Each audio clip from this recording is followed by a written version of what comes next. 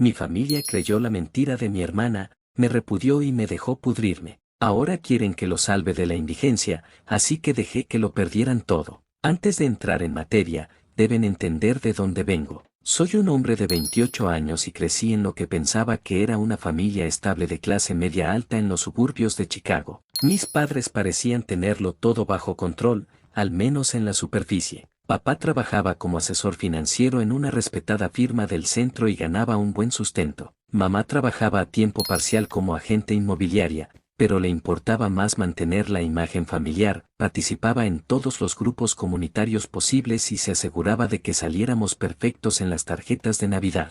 Yo era su hijo biológico, el hijo de oro, que hacía todo bien, calificaciones excelentes sin mucho esfuerzo, atlético por naturaleza y cortés con los adultos. No era perfecto, y de adolescente me metí en algunos problemas típicos, como colarme a beber cerveza con amigos o armar alguna fiesta ruidosa, pero nada grave que pusiera en peligro la reputación que mi madre tanto luchaba por mantener. Cuando yo tenía 10 años, adoptaron a Lily, que tenía 3 años en ese momento, porque mamá siempre había querido una hija. Recuerdo el día que la trajeron a casa, una cosita diminuta con grandes ojos maranes que en cuestión de minutos ya tenía a todos comiendo de la mano. Admito que al principio fui un poco pesado con ella. De pronto, yo ya no era el centro de atención. Todo giraba en torno al primer día de Lily en el jardín de niños, su recital de baile y su nuevo y tierno disfraz. Mirando atrás, eran celos típicos de hermanos, pero en ese momento me sentí desplazado. A medida que crecimos, pensé que teníamos una buena relación de hermanos. Peleábamos de vez en cuando, pero yo siempre la cuidaba. Cuando ella estaba en segundo de primaria, un niño empezó a jalarle el cabello y la empujó en el patio de recreo. Yo estaba en 9º grado y recuerdo que la acompañé a la escuela primaria un día y tuve una charla muy clara con ese pequeño vándalo. Nadie volvió a meterse con ella después de eso. Incluso le enseñé técnicas básicas de defensa personal, como dar un buen puñetazo si era absolutamente necesario. Yo era su hermano mayor, ¿saben? Para mi último año de universidad, me estaba yendo increíble. Era el capitán de nuestro equipo de béisbol de la División 2, con posibilidades prometedoras para las ligas menores. Tenía un promedio de calificaciones de 3.85 en administración de empresas con una especialización en finanzas.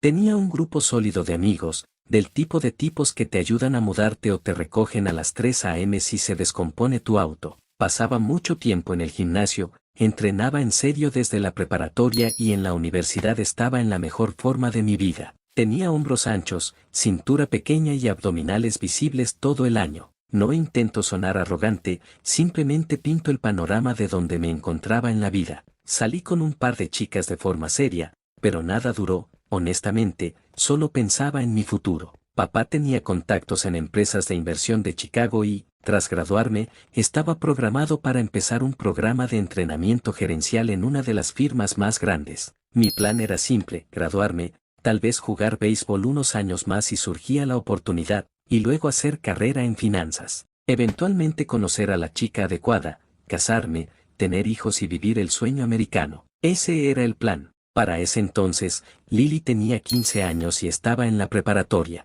Se había convertido en una chica artística de teatro que siempre estaba en alguna obra escolar y reaccionaba de forma exagerada a todo. Pero así son los adolescentes. Tenía sus propios amigos y su vida. Cuando yo volvía a casa de la universidad en las vacaciones, cenábamos y nos poníamos al día con cosas normales de hermanos. O eso pensaba. Mirando atrás, hubo señales que pasé por alto, sus celos cuando mamá y papá presumían mis logros en el béisbol, sus pequeños comentarios sobre lo fácil que lo tenía yo y su tendencia a inventar historias complejas sobre cosas que pasaban en la escuela que no podían ser ciertas. Pero la retrospectiva es perfecta, ¿verdad?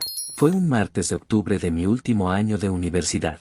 Acababa de terminar una sesión de entrenamiento terrible en la que el entrenador nos había hecho trabajar hasta el cansancio tras perder una serie de fin de semana contra nuestros principales rivales. Sentía las piernas como gelatina y me dolía el hombro, pero de buena manera, como cuando llevas tu cuerpo al límite. Me duché, me puse unos pantalones y una sudadera, y revisé mi teléfono mientras caminaba hacia mi camioneta F-150, que mis padres me habían ayudado a comprar para mi cumpleaños número 20. Tenía 37 llamadas perdidas y 54 mensajes de texto. Mensajes de familiares y amigos que incluían frases como, eres un enfermo, como pudiste, y estás muerto. Mi corazón empezó a latir a 1000 por hora. Mi primera suposición fue que alguien había muerto, ya fuera mi abuela o mi abuelo. Marqué a mi papá inmediatamente. ¿Qué demonios está pasando?, pregunté. Cuando respondió, su voz era de un hielo absoluto, un tono que jamás le había escuchado antes.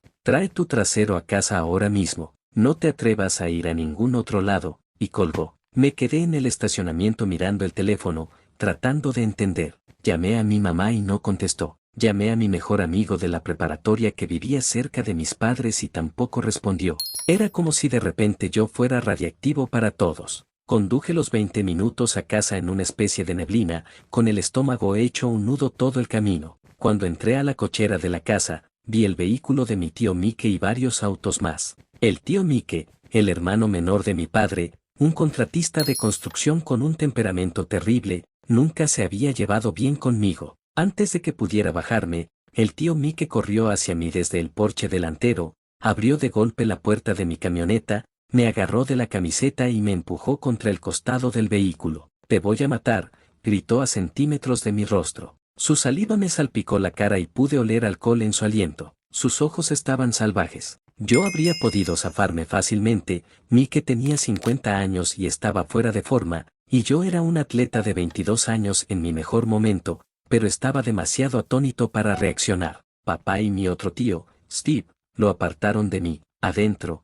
ahora», dijo papá sin mirarme a los ojos. Subí los escalones delanteros y entré a la sala de estar. Estaba repleta. Mamá estaba sentada en el sofá, con los ojos rojos e hinchados de tanto llorar. Mis 4 abuelos estaban presentes, con semblante lúgubre, además de tías, tíos e incluso amigos cercanos de la familia. Y Lily, mi hermana, estaba acurrucada contra mi abuela, sollozando en su hombro. Cuando entré, el lugar se quedó completamente en silencio. Todos me miraban con terror y desdén, lo que me heló la sangre. «¿Qué demonios está pasando?», grité, buscando en la habitación alguna pista. Mamá levantó la vista, con el rostro desfigurado por una furia y un odio que jamás le había visto. «¿Cómo pudiste hacerle eso a tu propia hermana?». «¿De qué están hablando?», pregunté. Papá dio un paso al frente, perdiendo por completo su habitual compostura fría de consultor financiero, parecía querer despedazarme con sus propias manos. «Lily nos contó todo sobre cómo has estado entrando a su habitación por las noches durante años».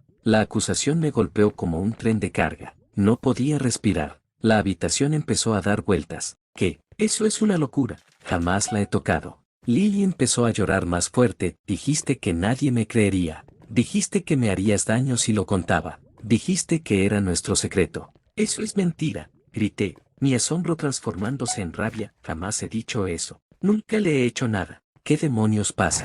El tío Mike se abalanzó sobre mí de nuevo, pero mi papá y el tío Steve lo detuvieron. «Mi amigo es policía. Vas a ir a prisión, pedazo de escoria», gritó Mike. Intenté explicarme y mostrarles lo ridículo que era esto, pero fue como hablarle a una pared de piedra. Nadie escuchaba. Lily empezó a inventar más detalles y cosas que jamás ocurrieron. Afirmó que la había tocado por primera vez cuando ella tenía 10 años y yo estaba en casa de vacaciones de Navidad.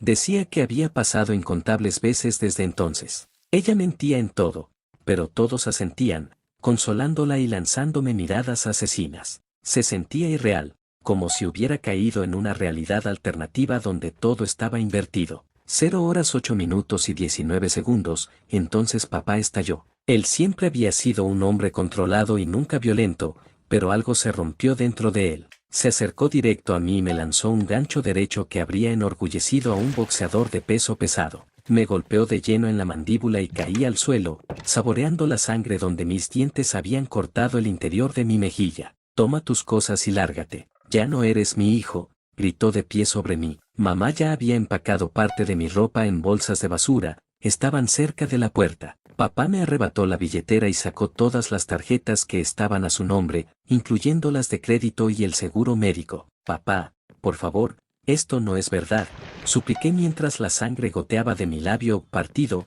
«Me has conocido toda mi vida. Sabes que yo nunca haría algo así». Me agarró de la camisa, me arrastró hasta la puerta y me arrojó por las escaleras del porche. Caí duramente sobre mi hombro y sentí que algo tronó, luego resultó ser una ligera luxación. Las bolsas de ropa volaron detrás de mí, y luego mi equipo de béisbol. Si te vuelves a acercar a esta familia, yo mismo te mato, dijo, azotando la puerta. Me quedé sentado en el césped, con sangre en la cara, el hombro doliendo y los vecinos asomándose por las ventanas ante el alboroto. Mi existencia entera colapsó en menos de una hora. Esa noche la pasé sentado en mi camioneta en el estacionamiento del campo de béisbol, tratando de procesar. No pude dormir. Repetía la escena una y otra vez, intentando comprender cómo Lily pudo hacer algo así y cómo mis padres pudieron creerle sin cuestionar nada. Por la mañana tenía la mandíbula hinchada y morada, y el hombro me dolía tanto que apenas podía mover el brazo. Llamé a un compañero de equipo, Ryan,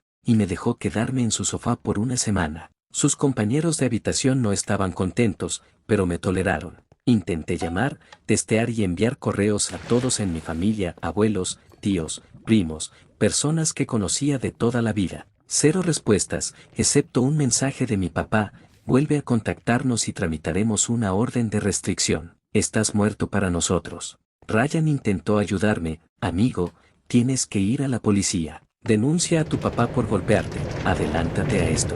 Pero yo no pude. Algo dentro de mí se negaba a aceptar que esto estaba pasando realmente. Seguía esperando que mis padres recobraran el sentido y vieran lo absurdo del asunto. Y honestamente, estaba aterrorizado. ¿Qué tal si Lily no se retractaba? ¿Qué tal si le creían a ella en lugar de a mí? ¿Cómo demuestras su negativo? ¿Cómo demuestras que no hiciste algo? 2 semanas después, recibí un correo de la universidad. El pago de mi matrícula para el semestre estaba atrasado. Mis padres habían cancelado el pago a mitad de periodo. Fui a la oficina de asistencia financiera e intenté conseguir un préstamo de emergencia, pero sin un aval y con poco historial crediticio, estaba jodido. Tuve que dar de baja la mayoría de mis materias para quedar como estudiante de tiempo parcial y poder trabajar a tiempo completo para costearme la escuela. El entrenador fue comprensivo al principio y me dejó seguir en el equipo, pero faltaba a tantos entrenamientos debido a mi nuevo trabajo como guardia de seguridad en un bar que rara vez jugaba. Mis calificaciones se desplomaron, pasé de la lista de honor a apenas pasar las materias. Mis amigos empezaron a evitarme porque los rumores volaban. Alguien de la familia le contó a alguien, quien a su vez le contó a otro. Ya saben cómo es. Nadie me llamaba depredador en mi cara, pero notaba cómo me miraban las personas, cómo se pausaban las conversaciones cuando entraba a una habitación y cómo las chicas se alejaban si me sentaba junto a ellas en clase. 4 meses después, mi camioneta se descompuso. El bloque del motor se agrietó y costaba miles de dólares repararlo. No podía pagarlo. Perdí mi trabajo de repartidor, que había conseguido además del empleo de seguridad en el bar. Me desalojaron del deteriorado departamento que compartía con otros 2 tipos porque no podía completar para la renta. Comencé a dormir en la bodega de equipo del equipo de béisbol después de que el entrenador me dio el código de acceso. Me bañaba en los vestidores. Comía una vez al día en la cafetería con lo último que me quedaba del plan de comidas escolar. El entrenador me descubrió allí una noche de febrero. Hacía un frío bajo cero afuera y yo estaba vestido con 3 sudaderas dentro de un saco de dormir, usando mi maleta como almohada. En lugar de enojarse, se sentó a mi lado en el suelo. «Hijo, ¿qué demonios te pasó?», preguntó, con un tono genuino y preocupado. Le conté todo: la acusación, la reacción de mis padres, el ser desheredado, la pérdida de mi camioneta y del departamento. Fue la primera persona que realmente escuchó la historia completa. Cuando terminé, no me acusó de mentir. Tampoco dijo explícitamente que me creyera. Solo asintió y se sentó en silencio por un minuto. «Te puedes quedar aquí hasta el final del semestre. Después de eso, te ayudaré a resolver algo». Al día siguiente me trajo un calentador ambiental y un buen colchón inflable. Empezó a invitarme a cenar a su casa una vez a la semana y su esposa siempre me empacaba las sobras para llevar. No era mucho, pero era algo saber que a alguien le importaba. Terminé el año con un promedio bajísimo de 2.1, evitando por poco la baja académica. Pero el béisbol se había acabado para mí, el fuego interno se había apagado. El entrenador me consiguió un trabajo de verano en un programa de campamento en la naturaleza para jóvenes con problemas en Colorado. Irónico, ¿verdad? Pero pagaban en efectivo, me daban techo en una cabaña para el personal y comida. Ese otoño no regresé a la escuela, me quedé en el programa y me convertí en guía de tiempo completo. Pasaba los días escalando montañas y enseñando habilidades de supervivencia a hijos de familias adineradas cuyos padres no sabían qué más hacer con ellos. Me reconstruí físicamente, cargar mochiles de 50 libras subiendo montañas, cortar leña y armar refugios eran tareas físicamente exigentes. Gané 15 libras de puro músculo en 6 meses. Pero por las noches, me emborrachaba hasta perder el conocimiento con los otros guías. En mis días libres, experimentaba con cualquier sustancia que cayera en mis manos, marihuana, LSD, hongos y cocaína. No me cuidaba, no me importaba, intentaba adormecer el dolor de saber que mi vida anterior se había esfumado para siempre. Después de que un guía muriera en un accidente de escalada que yo habría podido evitar si no hubiera estado arrastrando una cruda terrible, el director del programa se me acercó. Jaque, eres uno de nuestros mejores guías. Cuando estás con los chicos, ellos te respetan, pero eres un peligro cuando estás así. No puedo tenerte a cargo de las vidas de estos niños mientras te destruyes a ti mismo. Me despidieron al día siguiente. Pasé el año siguiente viviendo en mi auto viejo, un Honda Civic de 1998 que compré por $1,200 en efectivo. Trabajaba en lo que fuera, cadenero de bar, seguridad de eventos, jornalero y construcción. Cualquier puesto donde pudiera explotar mi tamaño y donde nadie hiciera demasiadas preguntas sobre mi pasado. Evitaba por completo a las mujeres. Evitaba a las familias, literalmente me levantaba y salía de un restaurante si una familia con niños se sentaba demasiado cerca de mi mesa. El miedo a ser acusado falsamente de nuevo era paralizante. Tenía pesadillas recurrentes sobre estar en prisión y que los otros reclusos se enteraran de lo que supuestamente había hecho. Despertaba empapado en sudor frío y con el corazón palpitando tan fuerte que creía que me daría un infarto. Una noche trabajaba en la seguridad de un bar universitario en Fort Collins. Reconocí a un tipo de mi antigua universidad que jugaba fútbol americano cuando yo estaba allá. Él también me reconoció. Empezó a contarle a sus amigos quién era yo y de qué se me acusaba. Para el final de la noche, todos me miraban y hacían comentarios lo suficientemente altos para que yo los escuchara. Depredador, enfermo, alguien debería darle una lección. Intenté ignorarlo y hacer mi trabajo. A las 2 a.m. escolté a los últimos clientes afuera y caminaba hacia mi auto cuando me emboscaron en el estacionamiento. Eran 3 tipos de los de hace rato, habían estado esperando. Me llamaron pedófilo y depredador, y dijeron que se asegurarían de que no pudiera lastimar a nadie más. Peleé, conecté algunos buenos golpes y definitivamente le rompí la nariz a uno, pero eran 3 contra 1 y tenían el elemento sorpresa. Terminé con 3 costillas rotas, la órbita del ojo fracturada, el hombro dislocado y una conmoción cerebral. El tipo de la nariz rota debió asustarse porque huyeron cuando un auto entró al estacionamiento. El conductor llamó a una ambulancia. Pasé 2 noches en el hospital y me dieron de alta sin ningún lugar a donde ir, sin seguro médico y con una factura médica de $17,000 que no podía pagar. Los medicamentos apenas aliviaban el dolor. No podía trabajar debido a mis lesiones.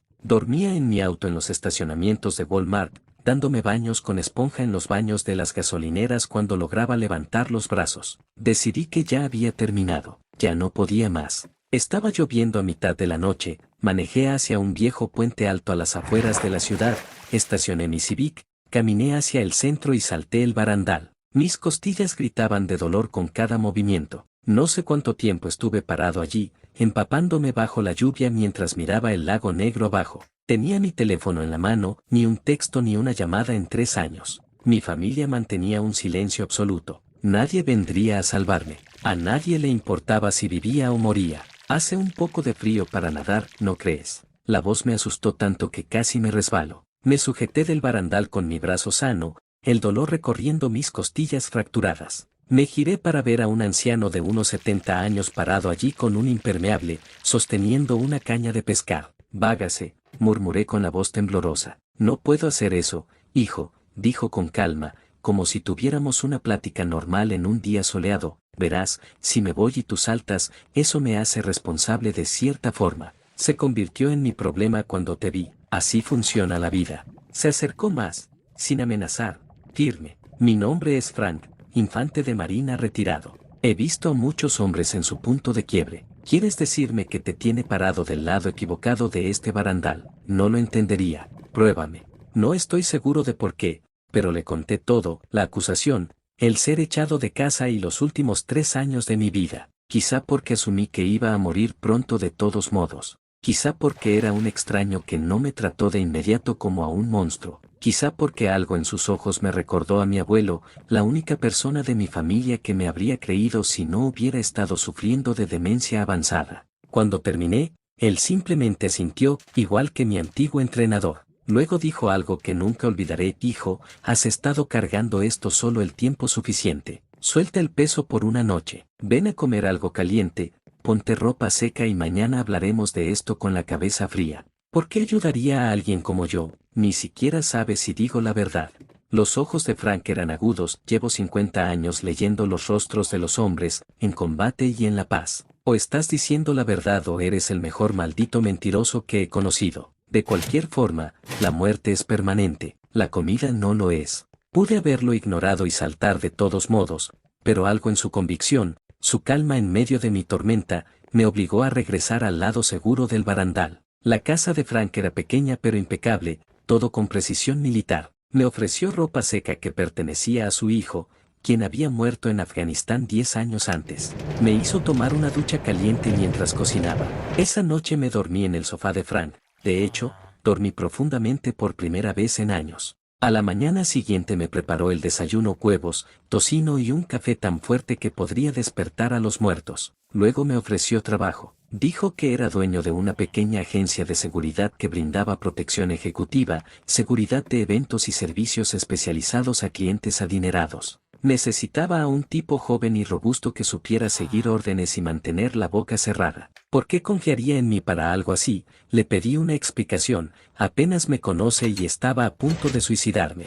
Frank me miró directo a los ojos, porque un hombre llevado al límite que decide dar un paso atrás tiene algo por lo que vale la pena vivir, aunque aún no lo sepa. Y porque si me estafas, sé exactamente cómo encontrarte. Durante los siguientes 6 meses, viví en la habitación de huéspedes de Frank mientras trabajaba para su empresa. Era un sargento, entrenamientos a las 5 a.m., reglas estrictas y nada de alcohol en noches de trabajo. Me obligó a ir al médico por mis lesiones y él mismo pagó las facturas, diciendo que ya le pagaría cuando me recuperara. Pero era justo, me pagaban generosamente. Me enseñaron sobre finanzas, inversiones, cómo vestirme e interactuar con clientes de alto nivel y cómo ser un profesional otra vez. También insistió en que viera a un terapeuta, un viejo amigo suyo veterano de Vietnam que se especializaba en TEP, trastorno de estrés postraumático. Me resistí al principio, pero Frank no aceptó un no por respuesta. Te sacudieron fuerte, hijo, no solo físicamente. Necesitas enderezar tu cabeza si vas a trabajar conmigo. La terapia fue de gran ayuda. Poco a poco me enseñó que lo que pasó no era mi culpa, que yo no lo merecía y que no estaba dañado de forma irreparable. Después de 6 meses, había ahorrado suficiente dinero para rentar mi propio lugar, un pequeño departamento limpio y seguro. Comencé a tomar clases de administración de empresas en el colegio comunitario, además de certificaciones específicas de seguridad. Frank empezó a convertirse en el padre que había perdido. Nunca me presionó para contactar a mi familia ni me aconsejó intentar limpiar mi nombre. Simplemente decía: algunas batallas no valen la pena. Enfócate en la guerra, construir una vida que ellos no te puedan quitar. Después de un año trabajando para Frank, me asignó supervisar la seguridad para la inauguración de la galería de arte de su sobrina. Dijo que era un favor para su hermana, pero ahora me doy cuenta de que estaba jugando a ser Cupido. Sophie no era lo que yo esperaba. Frank la había descrito como inteligente como un látigo y que no tolera tonterías de nadie, lo cual era correcto, pero incompleto. Era atractiva de una manera inusual, alta, atlética, con brillantes ojos verdes que parecían ver a través de ti, y cabello oscuro corto de forma asimétrica. No era la belleza convencional de portada de revista, sino impresionante en el sentido de que exigía atención solo con estar presente. No congeniamos de inmediato. Ella asumió que yo era un simple guardia de seguridad musculoso sin cerebro, y yo asumí que era una presumida snob del arte. Durante el evento, la escuché explicar una pintura abstracta a un cliente potencial y luego rodar los ojos cuando se fueron sin comprar. No todo el mundo lo entiende, respondí, sin intención de iniciar una conversación larga. Ella me miró de arriba abajo, observando mi traje de seguridad: y tú sí lo entiendes. No realmente, pero tampoco estoy fingiendo hacerlo. Casi sonrió. La honestidad le pareció refrescante. A lo largo de la noche noté que me observaba, no para vigilar que el guardia no robara nada, sino con interés. Yo hacía mi trabajo, escanear la habitación, revisar las puertas, profesional y alerta pero discreto. Se me acercó al final de la noche, cuando los últimos invitados se iban, así que el tío Frank dice que eres más que solo músculo. Su tío habla demasiado, respondí. Ella se rió, una risa genuina y agradable, en realidad, casi nunca habla, por eso cuando lo hace, la gente escucha. Dice que estás estudiando. Sí, administración de empresas y certificaciones de seguridad. Interesante combinación, cuéntame más. Hablamos hasta las 2 a.m. de casi todo, excepto de mi pasado. Era inteligente, graciosa y desafiante, había viajado mucho y tenía opiniones firmes, pero también escuchaba mi punto de vista. Cuando finalmente le dije que debía irme porque tenía un entrenamiento temprano, me entregó su tarjeta. Tengo un problema de seguridad en mi condominio, las cerraduras necesitan actualizarse. Quizá podrías darme una asesoría. Era una excusa clara, pero la acepté. Esa asesoría se convirtió en una cena, luego en noches de películas y luego en fines de semana juntos. Sophie no se parecía a nadie con quien hubiera salido, ferozmente independiente y dedicada, pero vulnerable en los momentos tranquilos. Ella también había sido herida en el pasado, el dolor reconoce al dolor. Durante meses evité hablar de mi familia. Cuando preguntaba, yo inventaba historias difusas, le dije que mis padres habían muerto en un accidente de auto y que yo era hijo único. Sofía intuía que ocultaba algo, pero no presionaba. Sin embargo, Frank insistió en que fuera honesto. Esa chica se está enamorando de ti, me dijo un día en el trabajo, y tú de ella. Merece la verdad antes de que esto avance más. Tenía razón. Así que una noche, cenando en mi departamento, se lo conté todo, la terrible historia completa. Esperaba que se levantara y se fuera, o que me mirara con sospecha pensando que Lily no había mentido. En lugar de eso, tomó mi mano a través de la tablet y dijo, gracias por confiar en mí, te creo.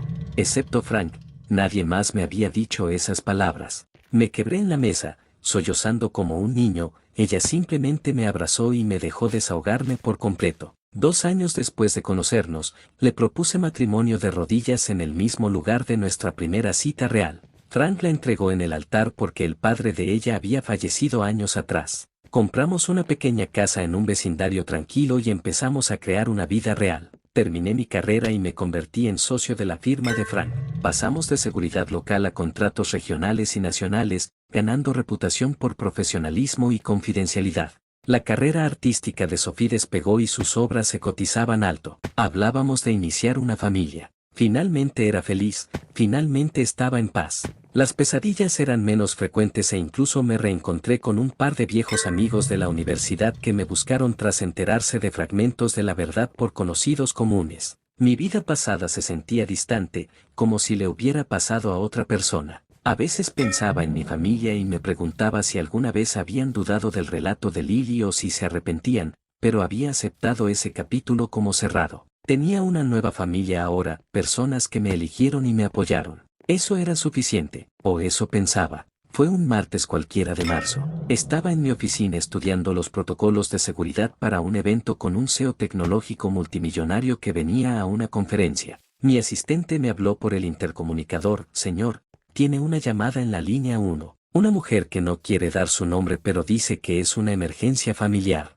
Mi primer pensamiento fue Sofía o Frank, conéctala. Tomé el auricular, bueno, habla Jaque. Silencio, y luego un sollozo. Jaque, soy mamá. Mi cuerpo se congeló por completo. No había escuchado su voz en 7 años. Quería colgar, quería gritar, pero en su lugar solo dije, ¿qué quieres? Por favor, no cuelgues, suplicó, necesitamos hablar contigo, es importante. No hemos hablado en 7 años, nada puede ser tan importante, mi voz sonaba a hielo puro. Lily confesó que mintió sobre todo, lo inventó todo. El mundo se detuvo.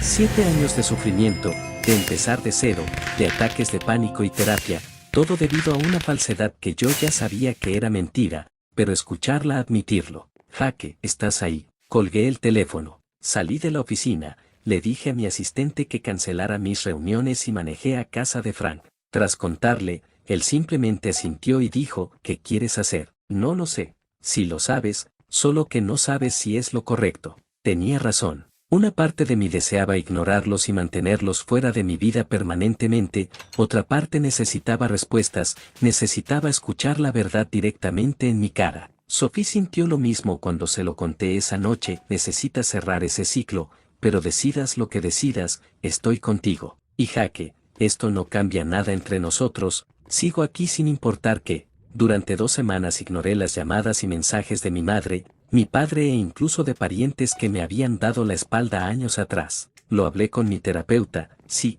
tengo uno y no me avergüenza decirlo. Finalmente, supe que tenía que confrontarlos, pero bajo mis propios términos. Le mandé un mensaje de texto a mi madre, un lugar público, la cafetería de Main Street, domingo a las 2 p.m. Solo tú, papá y Lily, llevaré gente conmigo. Solo tienen una oportunidad. Llegó el domingo. Frank insistió en ir como respaldo y Sophie estaba a mi lado, sosteniendo mi mano tan fuerte que casi dolía. Llegamos temprano y tomé una mesa en la esquina para tener vista a todas las entradas y salidas, un viejo hábito de seguridad. Tenía el estómago hecho un nudo, parte de mí esperaba que no aparecieran o que fuera una trampa. Sophie me revisaba constantemente. Nos podemos ir cuando quieras, ¿está bien? Solo dilo. Llegaron exactamente a las 2 p.m. Mam parecía mucho mayor de lo que recordaba, su cabello tenía más canas que castaño y su rostro estaba lleno de arrugas de preocupación. Papá había perdido tanto peso que parecía demacrado, sus ropas costosas habían sido reemplazadas por unos pantalones de mezclilla sencillos y una camisa gastada. Lily,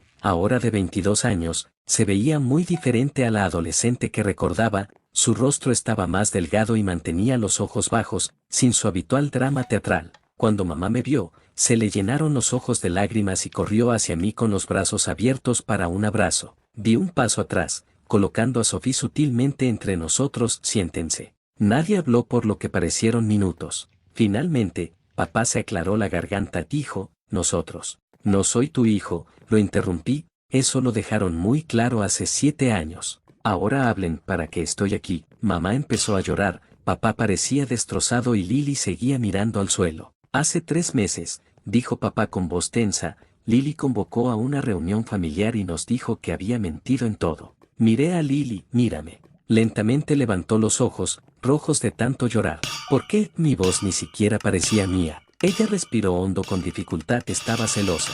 Tú eras el hijo perfecto, todos te adoraban, eras la estrella del béisbol y muy inteligente. Mami y Dad te daban todo. Quería que me amaran más y me prestaran atención. Así que me acusaste de algo que pudo haberme llevado a prisión y destruiste mi vida entera. La ira que creía haber superado regresó de golpe. No pensé que iría tan lejos, murmuró ella, pensé que solo se enojarían contigo y tal vez te castigarían, pero luego todos empezaron a hacer preguntas y ya no pude retractarme. Y luego todos eran extremadamente amables conmigo, dándome regalos y haciéndome sentir especial. No supe cómo detenerlo. Y ustedes dos, miré a mis padres, me echaron a patadas sin siquiera escucharme, sin una sola prueba. Papá intentó justificarse, creímos que la estábamos protegiendo, era nuestra niña. Y yo era su hijo. Golpeé mi mano contra la mesa y la cafetería entera se quedó en silencio. La gente de las mesas vecinas intentaba disimular, pero todos escuchaban. Ni siquiera estaba en casa el fin de semana del 4 de julio que ella mencionó, estaba en un torneo de béisbol en Denver y había fotos por todas las redes sociales. ¿Acaso se tomaron la molestia de revisar? Mamá se tapó la boca con la mano y papá se puso pálido. ¿Saben qué pasó después de que me echaron? Mi camioneta se descompuso, perdí mi departamento, dormí en una bodega de herramientas, casi muero de frío, me dieron una golpiza personas que escucharon los rumores y estuve parado en un puente listo para saltar porque la familia que se suponía que debía amarme creyó lo peor sin hacerme una sola pregunta. Saqué mi teléfono y les mostré imágenes de mi rostro con el ojo morado y el labio partido por la pelea del bar, fotos de cuando estaba demacrado en mi periodo de indigencia y mis documentos del hospital. Yo era su hijo, mi voz se quebró. Sophie me apretó la mano y Frank puso su mano en mi hombro para darme soporte. Lo sentimos mucho, Jaque, dijo mamá, cometimos un error terrible, queremos enmendarlo. ¿Enmendarlo? Me reí entre dientes, pero no tenía gracia. ¿Cómo planean hacer eso? Regresándome 7 años de mi vida, borrando las pesadillas, deshaciendo el trauma de ser un indigente, de ser golpeado, de estar en ese puente listo para morir. Mamá lloraba sin parar y papá parecía haber envejecido 10 años en los últimos 5 minutos. Queremos que vuelvas a casa, continuó papá, casi en un susurro, queremos que la familia vuelva a estar junta. Eso no va a pasar. Yo ya tengo una familia, miré a Sofía y a Frank, personas que realmente estuvieron conmigo. Lily finalmente habló. Pa, hay algo más que debes saber. Explicó cómo, tras su confesión, todo cambió para ellos. Mis padres la cortaron financieramente y vendieron el auto BMW que le habían comprado para sus 16 años, mientras yo dormía en mi camioneta. Tuvo que dejar su costosa universidad privada y ahora trabajaba en una tienda mientras tomaba clases nocturnas en un colegio comunitario. El negocio de papá se había deteriorado por malas inversiones y los habían obligado a mudarse de su gran casa a un departamento pequeño. La reputación social de mamá en el pueblo quedó destruida cuando se supo la verdad de la mentira de Lily. Necesitamos tu ayuda, Jaque, admitió mamá, pareciendo finalmente avergonzada. El negocio de tu padre está quebrando, vamos a perder el condominio, Lily no puede pagar la escuela. Hemos tenido que vender casi todo. Así que ahí estaba el verdadero motivo. No querían perdón, querían dinero. Empecé a reírme, no pude evitarlo. Déjenme ver si entendí bien. Destruyen mi vida, me repudian, me dejan en la calle y ahora que he logrado construir una vida exitosa a pesar de ustedes, quieren que los rescate. Somos familia, Jaque, murmuró papá suavemente. No, no lo somos, me puse de pie. Ustedes tomaron su decisión hace 7 años. Ahora vivan con ella. Por favor, imploró Lily con lágrimas corriendo por sus mejillas. Sé que no merezco perdón, pero mamá y papá no deberían sufrir por mi error. Tienes razón. Miré a mis padres, ellos deben sufrir por su propio error. Yo perdono a Lily, era una adolescente que tomó una decisión terrible. Pero ustedes dos eran los adultos que debían proteger a ambos hijos. En su lugar, desecharon a uno sin pensarlo 2 veces. Puse dinero en la mesa para pagar los cafés. Mientras nos retirábamos, mamá me agarró del brazo. Por favor, no lo dejes así. ¿Qué podemos hacer? ¿Qué quieres de nosotros? La miré fijamente por un largo rato. Quiero que recuerden que se siente que te quiten todo. Sentirse indefensos, que nadie crea en ti. Quizá entonces entiendan lo que me hicieron. Sophie, Frank y yo salimos caminando. Al acercarnos al auto, Frank me apretó el hombro, orgulloso de ti, hijo, asterisco.